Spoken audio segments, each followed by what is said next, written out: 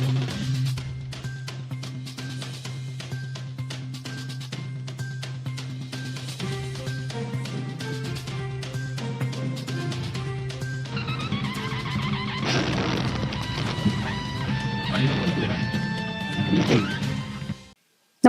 आपण पाहता हिरकणी न्यूज.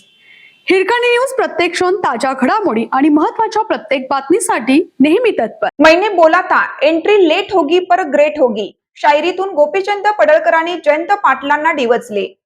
मैंने बोला था एंट्री लेट होगी पर ग्रेट होगी.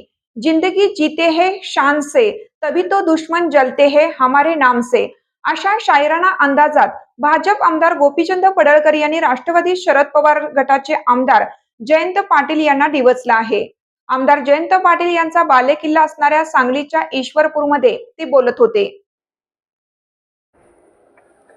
ईश्वरपूरमध्ये गोपीचंद पडळकर यांच्या उपस्थितीमध्ये अहिल्यादेवी होळकर यांच्या जयंतीच्या निमित्ताने मिरवणूक आणि सभा पार पडली.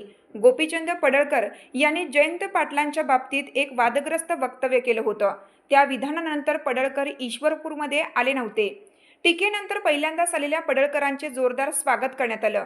यावेळी सभेतून गोपीचंद पडळकरांनी जयंत पाटील यांचे नाव न घेता शायरीतून निशाणा साधला. ममता बॅनर्जींची सत्ता जाऊ शकते तर एका साध्या आमदाराचे टेन्शन कशासाठी घेता, असा टोला देखील पडळकरांनी लगावला. तसेच गोपीचंद पडळकर यांनी धनगर आरक्षणाचा मुद्दा देखील पुन्हा मांडला. धनगर आरक्षणाची लढाई आपण लढतोय.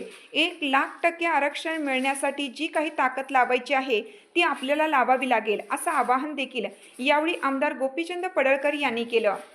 विशेषतः सांगली, आटपाडी आणि पश्चिम महाराष्ट्रातील राजकारणात या वादाचा परिणाम जाणवत असल्याचे राजकीय निरीक्षकांचे मत आहे. हा वाद केवळ 2 नेत्यांपुरता मर्यादित नसून भाजप आणि राष्ट्रवादी काँग्रेस शरद पवार गट यांच्यातील व्यापक राजकीय संघर्षाचे प्रतीक मानला जात आहे.